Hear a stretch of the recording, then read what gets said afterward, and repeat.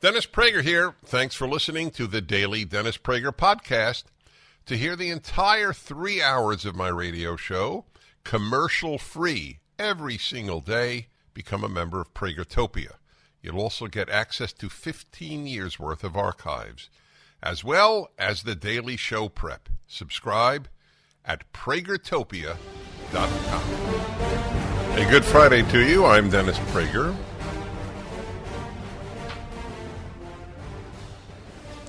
So have you been watching the January 6th hearings? To be honest, I have not. I am very, very familiar with show trials since I studied Soviet history. Communism, leftism, Soviet Union, East Europe, that was my field of study. As I have often said to you, I never ever imagined, and I mean that, I never imagined that my study of the Soviet Union would prepare me for events in my beloved America, the freest country ever made in the history of the world. It has, watching the Democratic Party emulate the Communist Party of the Soviet Union, with, in this case, a show trial with the inquisitors picked by the party in power. Adam Kinzinger and Liz Cheney are the Republicans. They were not picked by the Republicans. They don't want any embarrassing questions asked, such as, why doesn't the government, the corrupt Democratic Party that controls the government, making a corrupt government, release thousands of hours of videos that it is holding from that day? This January 6th hearing is as interested in truth as the Stalin show trials were. I'm not saying that they're Stalin. I'm just saying that the show trials are as disinterested in truth as the show trials in the 30s in the Soviet Union, 1930s. Almost 100 years ago. Amazing. It has had a profound effect on my outlook on history, among other things. If it could happen in America, if a party in power can suppress liberty, arrest opponents, conduct show trials with a subservient press lying on its behalf on a daily basis, if that could happen in the United States, it could happen anywhere. One did not expect this to happen in the United States, which proves the international, non-ethnic nature of leftism. Wherever it comes to power, it crushes the society that enabled it to come to power. That is why the great sadness of our time is not the existence of leftists and even the power they have. It's that they are given power by non-leftists called liberals.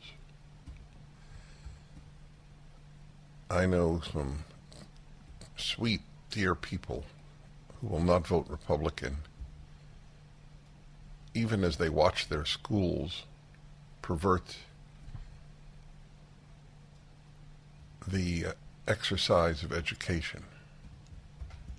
I do. I mean, I know them personally. My theory of nice people are as capable of destroying society as not nice people is a very important one. I live it. I see it. This is what I said in the very beginning when they called it an insurrection. It was not an insurrection. If it were an insurrection, it would be the first unarmed insurrection in history. Did you know that CBS actually announced either yesterday or the day before that this caused the death of 5 Capitol officers? Do you know that that is a lie? I mean, it's a 100% lie. Tucker Carlson played last night all the Democratic Party media, meaning CNN, New York Times, Washington Post, MSNBC, played all of their statements that Officer Sicknick, who lay in state, remember that? Was bludgeoned to death by rioters using a fire extinguisher. In fact, that is not true at all. He was not hit by a fire extinguisher. Not one of them has apologized or even just said, I was wrong, and there's a reason for that. Truth is not a left-wing value. I say this regularly. It is a liberal value, and a conservative value. It is not a left-wing value. So the notion that I at CNN lied to you is foreign. Did I serve the cause of the Democratic Party and the left? That is the question that they ask. Now, of course, you'll say Fox does the same for the Republicans, but that's not true. You can say it, and it is a talking point of the left. There is far more truth on Fox than there is on CNN. In fact, I'll really blow your minds. Donald Trump spoke more truth in a week, in any week of his presidency, than Joe Biden has since he was elected. Joe Biden is the consummate liar. Donald Trump is not a consummate liar. The press lied about Charlottesville. He did not say they were nice Nazis. We have an excellent video on that at Prager U, which sets forth the case quite objectively that he did not say that they were nice Nazis. Nobody with a Jewish son-in-law, Jewish daughter, and Jewish grandchildren thinks they're nice Nazis. I said that at the time, and it is just worth repeating over and over. Show trials in America. Who would have thought it? Which proves many, many things. One is the finest people will not produce fine children unless they dedicate their lives to producing fine children. I'm speaking specifically of the generation of World War II called the greatest generation. I think there were many great generations, but it certainly was a great, if not the greatest. I don't know if there was a greatest. Probably the founders were the greatest, but it doesn't matter. This is not an Olympics for greatest generation. But these were wonderful people who loved liberty, loved this country, loved their schools, loved truth. They were flawed people because every human being is flawed. But they were essentially a good generation with flaws, including the most obvious on a macro level being the racial flaw. However, Americans changed very quickly, and to their credit, this is by far the largest experiment in a multiracial, multi-ethnic country in the history of the world. It doesn't work overnight, but it has worked incredibly well, which bothers the left terribly, and that's why there are so many race hoaxes on campuses. That's why they speak about the great lies of, for example, that January 6th was white supremacy. Members of Congress have actually said that. So one of the great lessons I learned from all of this is that unless the best country in the world very actively works to produce the next generation to appreciate it, it will lose it. The great line, I paraphrase, of Ronald Reagan was, freedom is always one generation away from being lost. That was a prophetic line. That was worthy of Jeremiah, Hosea, and Isaiah, to name a few. It was even worth Habakkuk, something you will not hear on most talk radio shows, a reference to Habakkuk.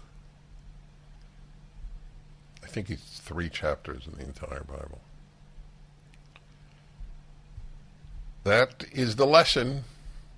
They didn't teach their children to appreciate the greatest country ever made. And Adam Schiff and Chuck Schumer and Nancy Pelosi and the editors of the New York Times are the result. We continue. The Dennis Prager Show. Rising interest rates, stock volatility, out-of-control inflation. People are concerned about what the future holds financially. This is Dennis Prager for AmFed Coin and Bullion. There's no better time than the present to move a portion of your IRA into precious metals. Gold and silver IRAs are more popular than ever, and dealers are advertising heavily for your business. You should know there's a right and a wrong way to set up your precious metals IRA. Mistakes could cost you hundreds of thousands of dollars in IRS fines. Nick Grovich, man I completely trust, owner of AmFed Coin and Bullion, has agreed to send you a concise report about how to set up your IRA and how to get the best bang for your buck. Nick and his team will be happy to help you set up your precious metals IRA or review your current account. Call AmFed Coin and Bullion 800-221-7694 for your free IRA report and all your precious metals needs. AmericanFederal.com. That's AmericanFederal.com. Let's hear a little of Tucker Carlson last night. It was illustrative of what I am saying. Only hour on an American news channel that will not be carrying their propaganda live. They are lying, and we are not going to help them do it. What we will do instead is to try to tell you the truth. We've attempted to do that since the day this happened. We hated seeing vandalism at the U.S. Capitol a year and a half ago, and we said so at the time. But we did not think it was an insurrection because it was not an insurrection. It was not even close to an insurrection. Not a single person in the crowd that day was found to be carrying a firearm, some insurrection. In fact, the only person who wound up shot to death was a protester. She was a 36-year-old military veteran called Ashley Babbitt. Babbitt was just over 5 feet tall. She was unarmed. She posed no conceivable threat to anyone. But Capitol Hill police shot her in the neck and never explained why that was justified. Those are the facts of January 6th.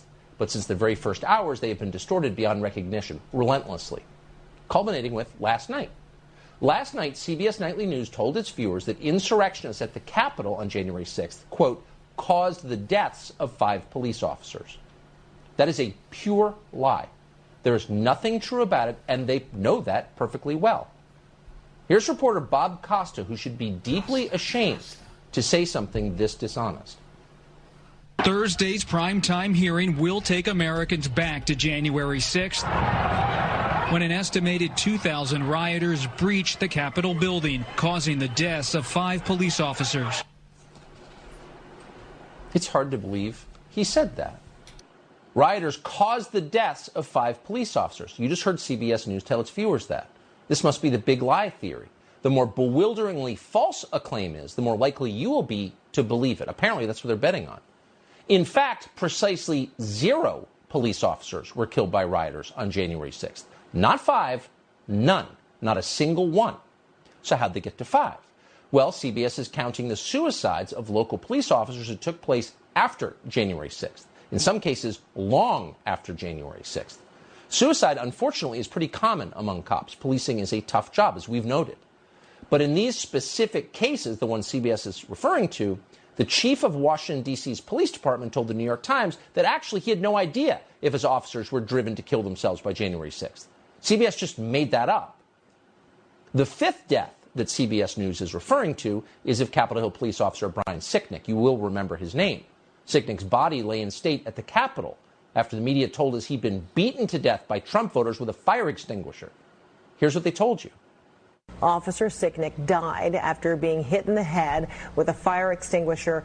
Sicknick died after being hit in the head with a fire extinguisher. This is the American Officer media. Brian Sicknick died after being hit in the head with a fire extinguisher during the hours-long attack. They beat a Capitol police officer to death with a fire extinguisher. Officer Brian Sicknick died after being hit in the head with a fire extinguisher during the fight. He died at the age of 42 after he was bludgeoned with a fire extinguisher. Once again, that's not true. Everything you just heard was completely fabricated. The D.C. medical examiner performed an autopsy, and the autopsy report showed that Officer Brian Sicknick had not suffered any kind of blunt force trauma. He was not beaten to death. He died of a stroke in his office later. No one has been charged in Officer Sicknick's death because Officer Sicknick wasn't murdered. They are lying to you. That is provable. Not a single person you just saw. Pretty powerful stuff. Thank you. Thank you. They're lying to you. That's correct. Truth is not a left-wing value. So will this guy, Robert Costa at CBS, not to be confused with Bob Costas, will this Robert Costa apologize? Will CBS apologize? Oh, about 25 years ago, I wrote a column titled, "Being on the Left Means Never Having to Say You're Sorry." Who's going to hold you accountable? Who is going to hold CBS News accountable? The New York Times? When the New York Times lies just like CBS does, it's not likely that they will hold CBS accountable. So the human condition is such that there are never guarantees that goodness will prevail. Those of you who say, and you are right, in the long run, evil doesn't win out. But we don't live in the long run. We live in the short run. I've never found that comforting in the long run. You know how many people suffer horribly in the short run? What is that? Why is that in any way comforting in the long run? You live now. Your life is important. This country is important now. Truth is important now. Goodness is important now. The corruption, the utter Sovietization of the American media is so apparent every day. The great Douglas Murray, and he is a great, I'm finishing his book, The War Against the West is really a great book. I'm telling you, it's quite something. Anyway, he has a piece up today in the New York Post. Is he starting to write for the New York Post on a regular basis? Do you know? Anyway, he writes here about the guy who went to threaten Supreme Court Justice Kavanaugh went with arms. Here's a prediction that can be made with 100% certainty. If a Democrat-appointed Supreme Court Justice had just had their life threatened, this nation's politics and media would be in uproar. Were a man to have just been found outside the home of a Democrat-appointed judge seeking to kill them, it would be at wall-to-wall coverage. But it was outside the home of Justice Brett Kavanaugh that a man was arrested in the early hours of Wednesday morning. The 26-year-old had traveled from California and has admitted that he hoped to kill Kavanaugh. Among other things, the man told officers he was upset about the leaked draft of a Supreme Court judgment on Roe v. Wade. This news hardly made the front page of the New York Times. A tiny news in brief line was all it got. There was no wall-to-wall coverage on the networks. So far, the nation's late-night comics have not got the story between their teeth. Nobody is talking about the rise of fascism in America or communism. Towels just don't seem to dry you anymore. They feel soft and lotiony in the store, but you get them home and they don't absorb. Well, Mike Lindell at MyPillow found that out around 2006, and towels changed forever. He found the best towel company right here in the USA. They have proprietary technology to create towels that feel soft but actually work, and that happens to be true. I use them. They are all made with USA cotton, and they come with the MyPillow 60-day money-back guarantee. 6-piece set, 2 bath, 2 hand towels, 2 washcloths. Regularly $109.99, now $39.99. Just go to MyPillow.com and click on the new radio listener specials and get deep discounts on all MyPillow products, including the towels, by entering the promo code Prager, or call 800-761-6302 for these great radio specials. MyPillow.com, promo code Prager. I was at a dinner last night with some major donors to Prager U, and I said to them, and I will say to you, outside of science, technology, engineering, and math,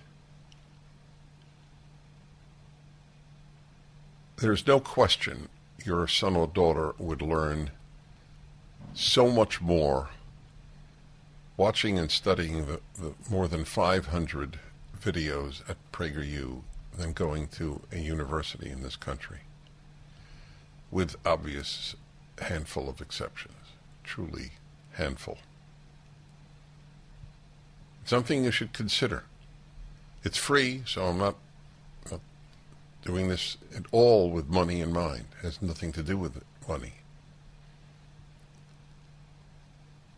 People who hate us frequently write that it's not a university. They're big two charges, and it's like Trump University.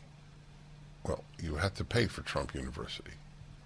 You don't have to pay for Prager University. I'm not making an appeal. My only appeal is that you raise your child with wisdom and knowledge. You know, for example, I was just thinking of it because of the promo just now of the 3-part series on what Marxism is. It's a phenomenal series. Do you know how many professors we have giving courses of the 500 courses?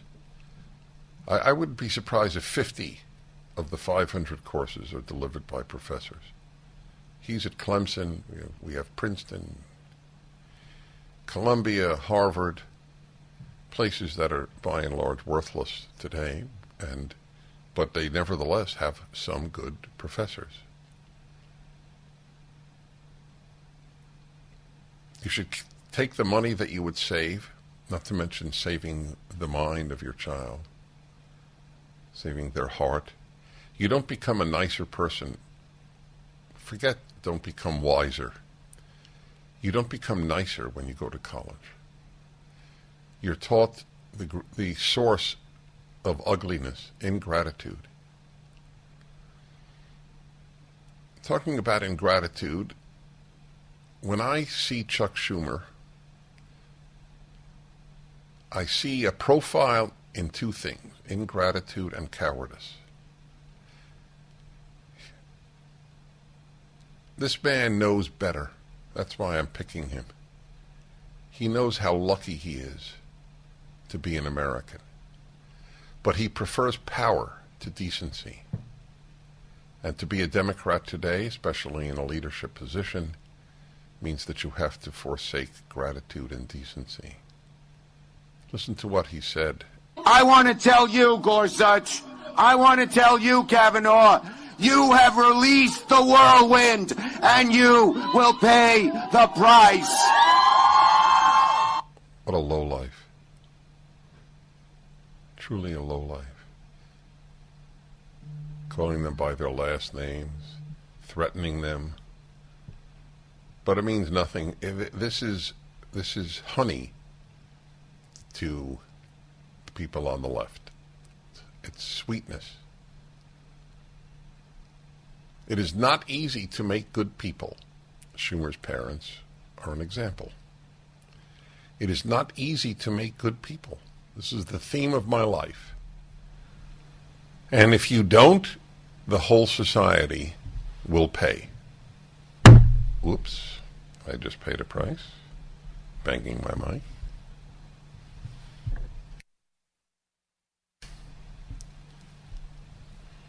That is the state of life. If you don't produce good people, the society will not be good.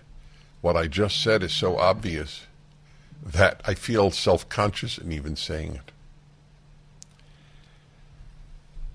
Wall Street Journal reports today that inflation, consumer inflation, reached an 8.6% annual rate in May, the highest level in more than 40 years. with surging energy and food prices. All three reasons for the inflation were caused by the Democrats and the left. I will explain. Verizon, AT&T, and T-Mobile are charging you a premium fee every month for data you don't use. Stop paying for things you don't use. Instead of paying $89 a month to your current provider, pay just $20 to Pure Talk for what you actually need. I made the switch. I didn't know what I was getting. I was testing it out to see if I could endorse this company. Am I going to drop calls, have slow internet? Well, I can tell you firsthand the 5G service is that good.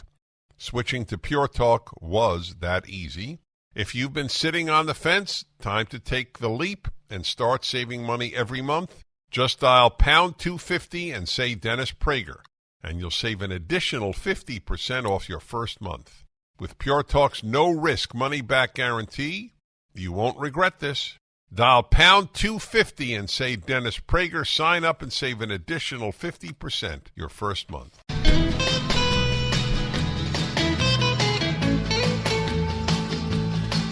It's the happy hour. Yes, it is, ladies and gentlemen. I remember what I used to say. It's right. Come hell or high water, frogs, lice, vermin, smiting of the firstborn, darkness. We still have locusts. We still have a happiness hour. Every week, the second hour of my show is the happy hour. The happy make the world better. The unhappy make it worse. Happiness is a moral obligation, not an emotional state. Well, it is an emotional state partially, but it is a moral obligation. It's also a moral obligation to act happy even if you don't feel it. It is not right to inflict your bad moods on others any more than it is to inflict your bad breath or bad body odor on others.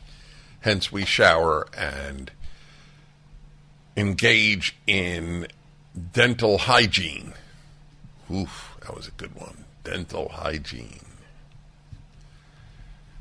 Welcome to the Happiness Hour. I'm Dennis Prager. It's a big subject. So, I want to reflect on happiness today, on a very big subject, which can be life-changing if you take it seriously. As you know, I'm sure you know, the Declaration of Independence speaks about life, liberty, and the pursuit of happiness. I love that. That's really what constitutes a good country: life, liberty, and the pursuit of happiness. So my topic today is, of course, the pursuit of happiness. Most people, how shall I put it? Most people do not pursue happiness. They pursue fun. They pursue excitement. We've had some very important recent happiness hours on the excitement issue. Very, very big deal. But they don't pursue happiness. What I have tried to do in the 23 years of the Happiness Hour is to give you ways to pursue happiness. But you must consciously understand it is to be pursued. I want you to know this is controversial. Many writers on happiness, especially in academia, say you can't pursue happiness. It's a byproduct. By the way, I have a whole, if not a chapter, but a whole discussion in my book on happiness on that very fact, that happiness is a byproduct. But that doesn't mean you don't pursue the byproduct. If you know that X leads to Y and you want Y, then obviously you'll do X. So these people are sort of fooling themselves when they say, oh, don't pursue happiness because happiness is only a byproduct of other things. Okay, but if it's a byproduct of other things, then pursue the other things, and then you're pursuing happiness. Of course you should pursue happiness. What good thing don't you pursue? Why would happiness be any different? Do the things that bring happiness. And it's my theory that people don't. They do things that feel good, that are comfortable. I work out 3 times a week. I don't like the workouts. So if I didn't pursue happiness, well, I would not work out.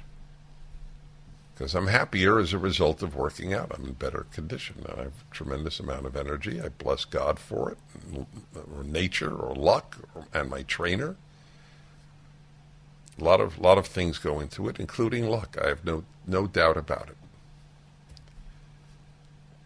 Most of the things that you have to pursue for happiness, not all, but most, are not things you want to do. Married people are happier. A lot of people don't pursue marriage because it's a lot easier to stay single, especially in our society, where you're told it's just as good to be single. Among the many lies that people are told at the university and even earlier. The subversion of happiness is the agenda of the university. When you think of a professor of gender studies or even sociology, does the first thing that come to your mind a picture of a happy person? Well, it doesn't to me. The cumulative unhappiness among academics is probably very great. You're not told what to pursue. Marriage is a perfect example. My subject is not marriage, but I'm using that as an example. Children are a gamble. Children are not easy. Most people later in life, most, not all, especially now with so many young people rejecting their parents because they're utterly secular, utterly selfish, and don't give a damn about the people who sacrifice so much to make their life possible. But generally speaking, most people are happy they had children. It is an example of a richer life. That's another thing that people don't pursue, is a rich life. I don't mean rich in money, a rich life in experience. And so people pursue what I've often said is that what be written on their tombstone, I had as little pain as possible. That, my friends, is not a pursuit of happiness. The avoidance of pain is not the same as the pursuit of happiness. Really important. So what can you do to pursue happiness? So every one of the things I am about to mention, I have devoted an entire hour to. Many of them there's a whole chapter on. To end a sentence with a preposition. It's a no-no. And I will mention some of them on today's show at this time, in no order of importance necessarily. Friends is up there. I can't imagine being happy without close friends. And I shouldn't have to add the word close, and by close friends, I have always defined close friend as someone to whom you can say anything. The more you hide, the less close your friendship is. The more you hide, the less close your marriage is. If marriage should be anything, it should be a friendship. But people don't pursue friends. There's a lament that I have made often in my life. If you pursued friends, there'd be a lot of things you would do. You would take up interests so that you would meet other people who share your interest. Staying home and watching Netflix is easy, but it is not the pursuit of happiness. Going to a book club, going to a church club, a Bible study group, even if you're an atheist, going to a musical group, a choir. I mean, these things, by the way, were far more common 50 years ago and, of course, throughout American history. Most people were part of some social network, of some club, if you will, like a glee club. Not anymore. Television, I've believed that television and college education were the two great post-World War II curses. The net result of both has been awful.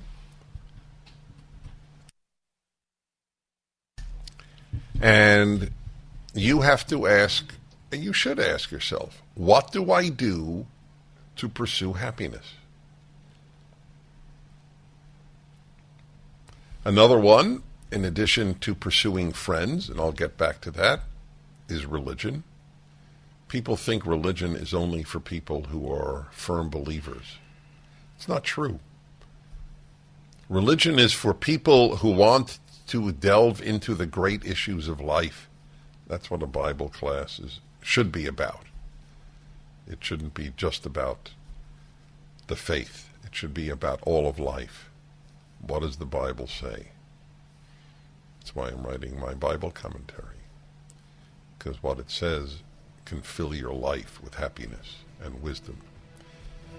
1-8-PRAGER 776. Rockin' and rollin' all week long.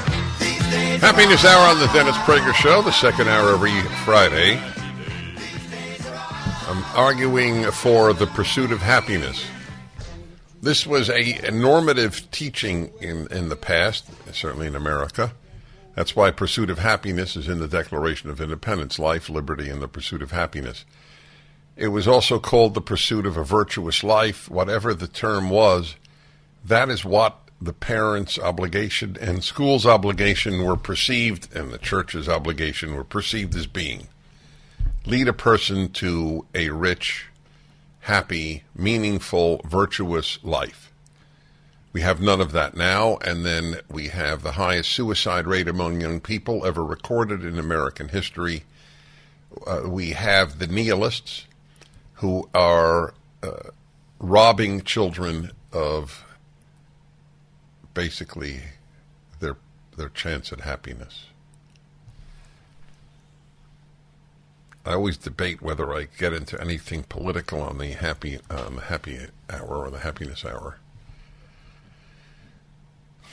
And it's a tear at me. I try not to, but it's almost impossible when you deal with something like this. I mean, if you tell children that America is worthless, that religion is worthless, and they will be incinerated by global warming when they get older, it's very easy to understand why you have so many depressed young people. Oh, yes, and added to that, why get married? Just pursue a career, because as we know, a financial analyst gets a lot more out of financial analysis than people get out of marriage or children. It's not even comparable. That's where meaning is. So it's no wonder that we have so many unhappy Americans. You actually can get in. It's a rare happiness hour where we have actually a couple of open lines. 1-8-PRAGER 776. Okay, Stone Mountain, Georgia. Larry, hello. Hello, Dennis. Hi. Hi, thank you for what you do. Thank you for saying that. I wanted to ask you, or say, what is your definition of happiness? I have none. Okay. I think there's two types of happiness. Mm-hmm. One is fleeting, the other is real and permanent. Right, but neither is a definition. You asked me to define it. You can't define it. No one can. I wrote in my opening to my book, which I published 23 years ago, I don't define happiness because everybody knows when they're unhappy. So, therefore, it gets you nowhere happy. You can't define it. Define beauty. You can't. Okay, all right. So that's why the question, I didn't think the question is a very understandable question, but it's not a legitimate one. And you're right. Look, if your point is there's real and there's ephemeral happiness, that was my whole point. There's the fleeting, watching TV at night you think makes you happy, but in the long run it doesn't. Right, that's true.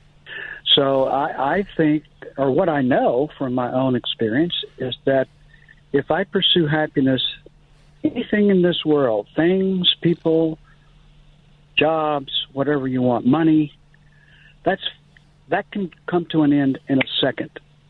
Right, and what's permanent?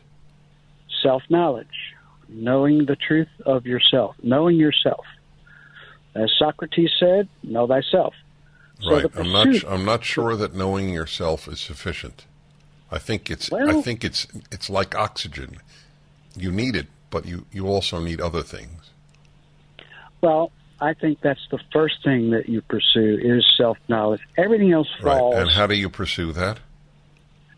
You either go to church, you do your religion. I meditate. I found a way to go inside and to connect to myself. And, do you think that most meditators know themselves better than most non-meditators? No. Okay, so then the prescription you offered is listen, I don't disagree with anything you said. I just would argue, know thyself is critical. A vast number of people don't. That is why I'm so big on teaching people that they have to fight their nature.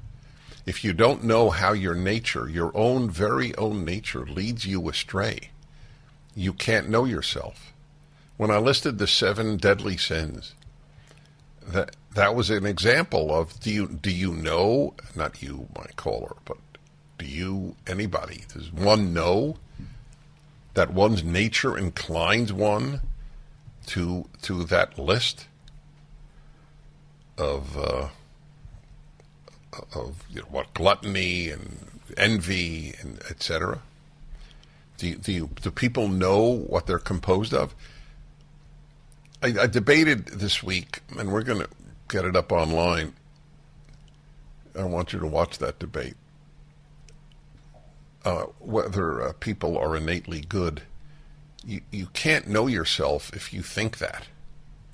Now, I'm not asking people to think they're innately bad. There is no know thyself going on now. That's true, but it's not sufficient. Okay, thank you for your call. And Simpsonville, South Carolina, Brian, hello. Hello, Dennis. I want to say that the pursuit of leisure has replaced the pursuit of meaning in the U.S. life. Throughout history, work, religion, family would provide enormous amounts of meaning in our lives. And we spent probably 95% or more of our time on work, religion, family, not necessarily in that order. Some men spend more on work and women more on family. But now, we don't spend 95% of our time on those very important things. We pursue hobbies. We pursue. I wish people pursued hobbies. That's one arena where I agreed with every word you said. You should all read "Amusing Ourselves to Death," published about 40 years ago.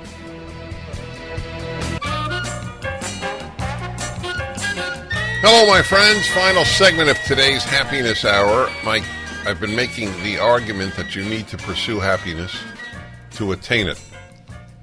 Most people do not. They pursue what is convenient, what is pleasurable, but not what brings happiness. 2 of you are calling in to say that serving others brings happiness. That is a very fair statement. I agree. Well, I think you have to do more than that. I mean, so do you. I'm not taking issue with you. But I should add that to my list. of things that can be of tremendous help. I think meaning would incorporate that, but I'm happy with that, serving others. That's a beautiful fact of life. I agree with that. Friends, marriage and family, religion, hobbies. I'm big on hobbies. Hobbies are passions. Hobbies are not all, but most hobbies are far deeper than amusement. I mentioned to you the book Amusing Ourselves to Death. Neil Postman, maybe you already write it in the 60s, so more than 50 years ago. 60 years ago. I reread it last year. It is so pertinent to today. Television inaugurated the Amusing Ourselves to Death issue. Amusement is perfectly okay. I begged you folks to pursue friends like you pursued a spouse. People should date for friends. I have said this as long as I have been broadcasting. People should date for friends with the seriousness with which they dated for a spouse. But they don't. Today, almost everything is answered if it happens. Ask a young person, so you want to get married? Well, somebody, maybe, if the right person comes along. If the right person comes along. So they're not pursuing one of the most central institutions of happiness, marriage. A lot of marriages are awful. That's right. So therefore what? How does that in any way negate what I'm saying? We live in a simpleton time. It's very sad. So, friends, marriage, religion, hobbies, meaning, fighting your nature, serving others. There's some good advice on pursuing happiness. I hope you follow it. I really do. Now call in on any subject under the sun.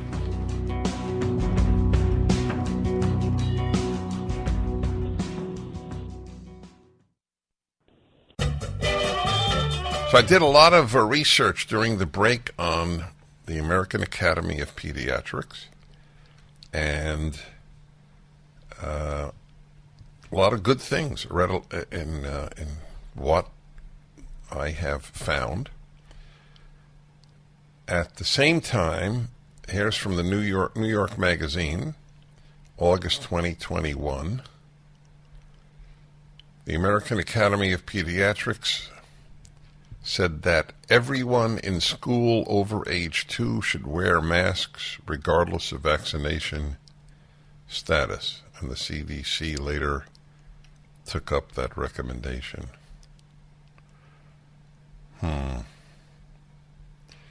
This is New York Magazine, which is on the left.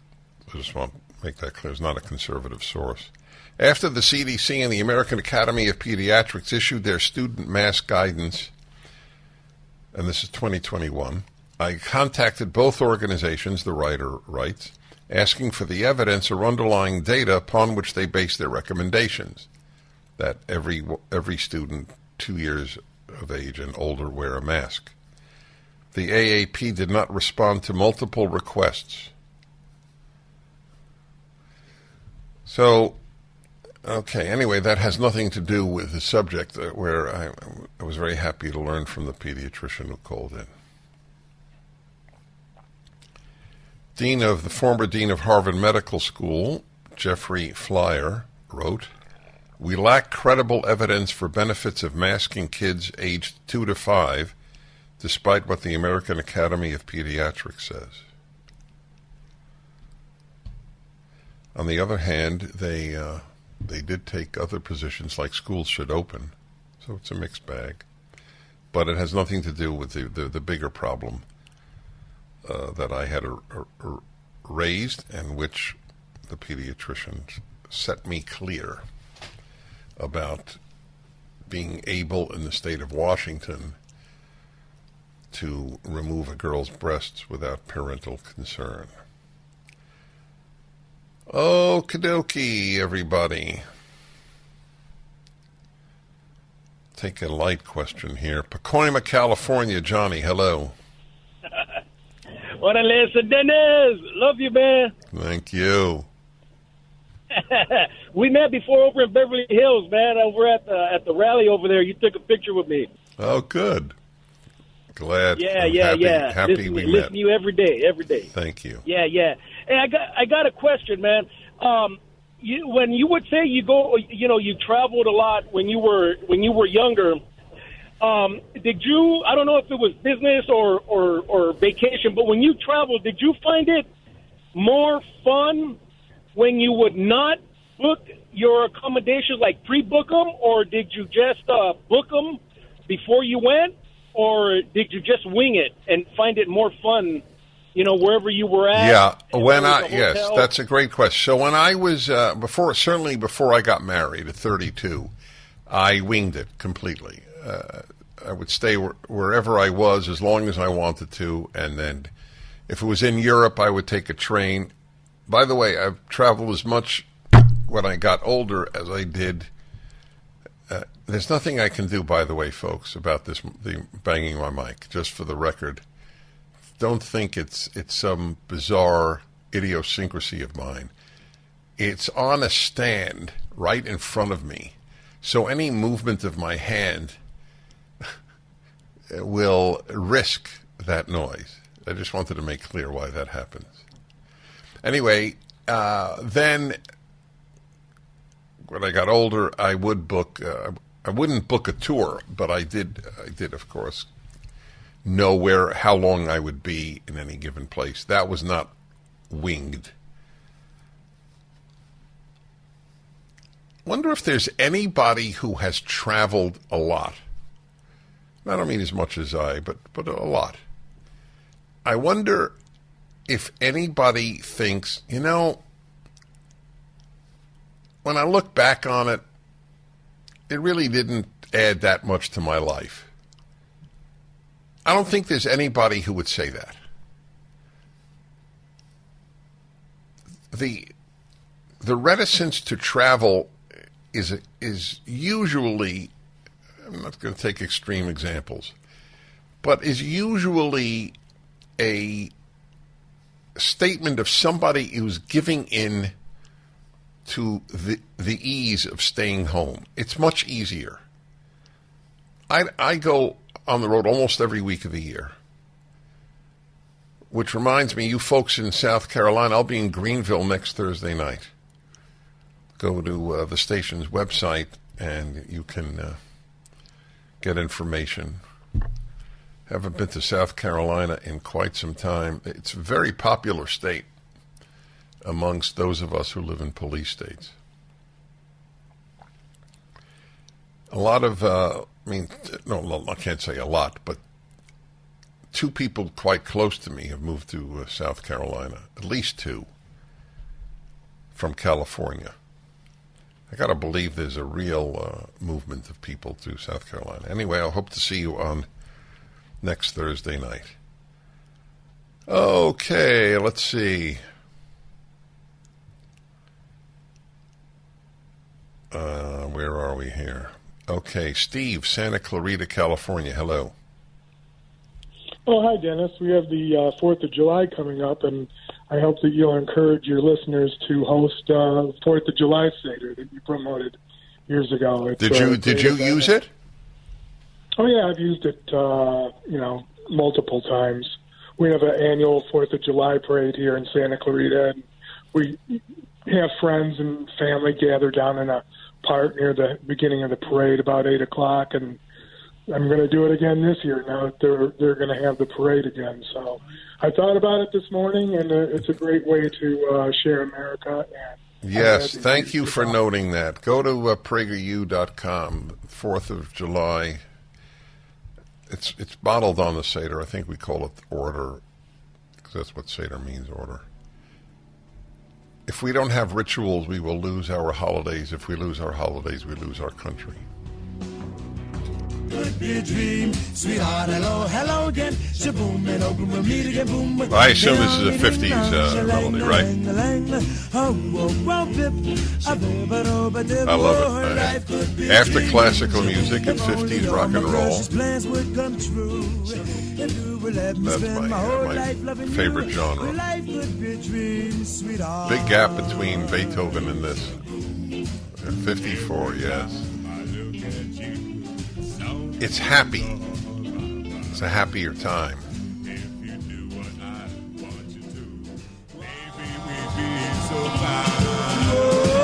I wonder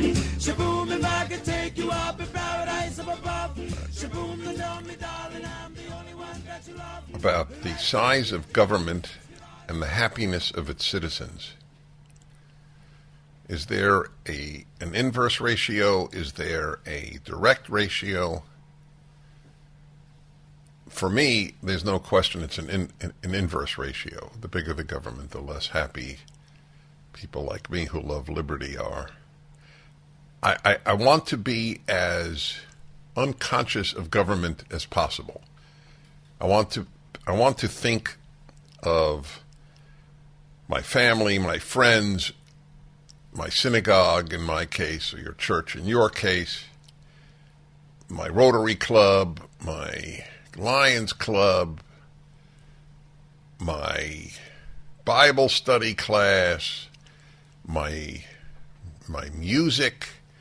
I mean, I want to think about immediate things. This country was founded to have a small government. Do you realize that? I mean, it's how upended our values have become since the early 20th century. The progressives. Progressive means progressively intrusive, controlling government. That's what progressive means. That's what it stands for. Let the government progress in its power over your life. There are many ways of dividing the world, happy and the unhappy, the moody and the non-moody. It's endless. The musical, the non-musical. But certainly one division that is, to me, inexplicable is the world is divided between those who wish to control others' lives and those who don't. You know that in your family life because most families have some member in the extended family, if not the immediate, who wants to control people's lives. And we have that massively in America. Half of this country wants more control. You know, I remember for years, and this goes really back in my radio career, people would call and say, you know, Dennis, I agree with you 99% of the time. And still people say that. What I want to recall is my response to that when somebody would say, you know, Dennis, I agree with you 99% of the time, and I would then often interject, is the 1% secondhand smoke. And I would say half the time that was the one arena that people who agree with me almost all the time, or all the time, except for that. And I have always supported common sense, to use the term that's really revered but sometimes misused. I supported common sense laws like no smoking on airplanes. In a confined small arena, it's not fair to people that they to be subjected especially to cigarette smoke, which stinks.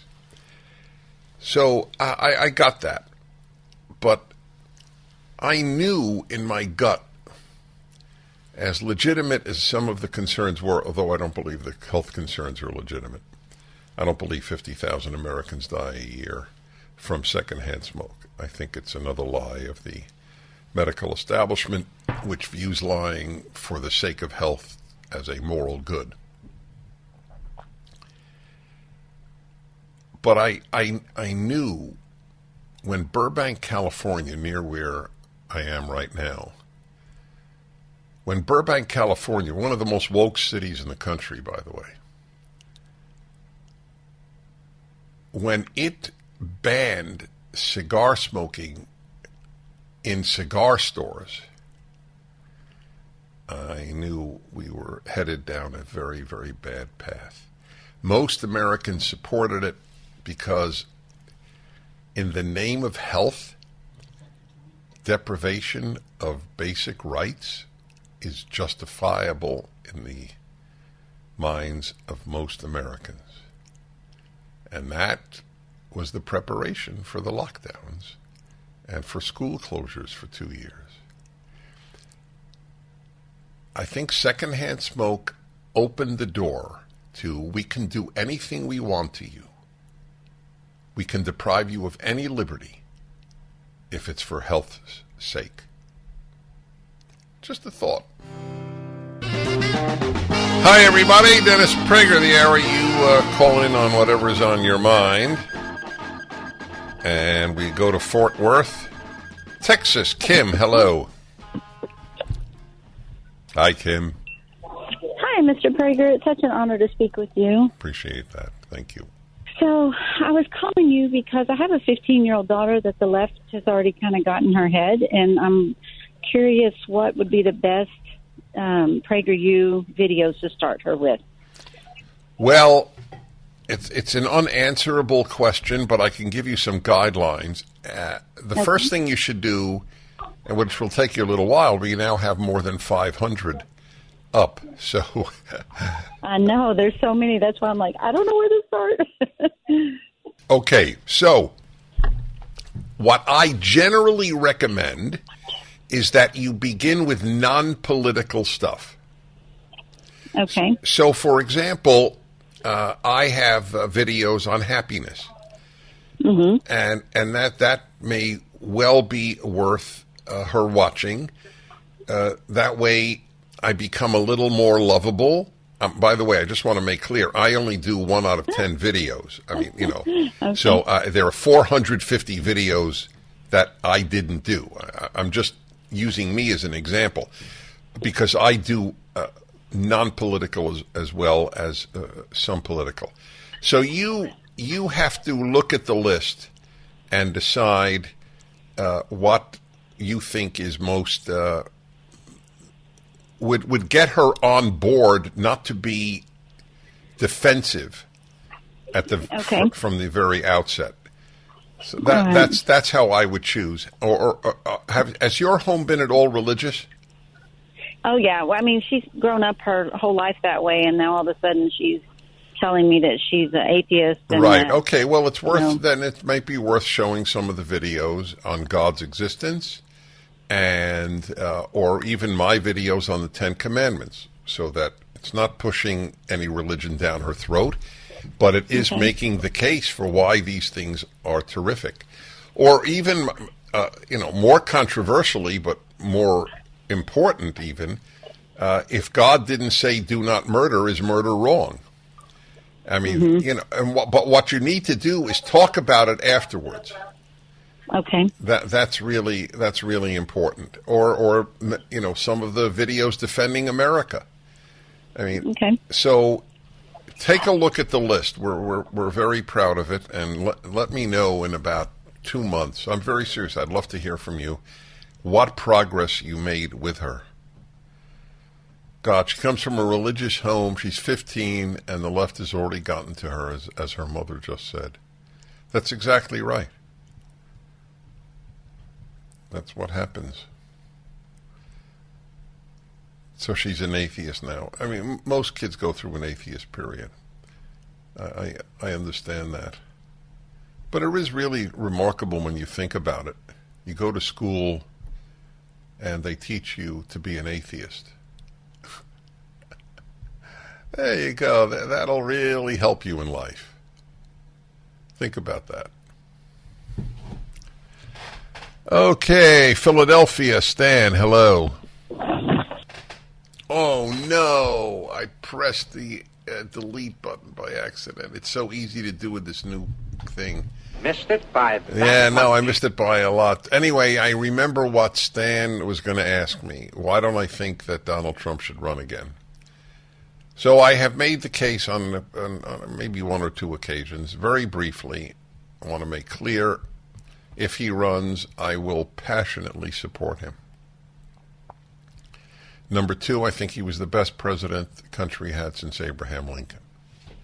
Number three, I don't want him to run again. Has nothing to do with how great a president he was. It has to do with winning.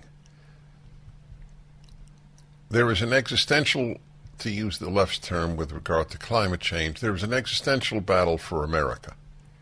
The left is a mortal threat to this country, to everything that most of us have valued, especially liberty.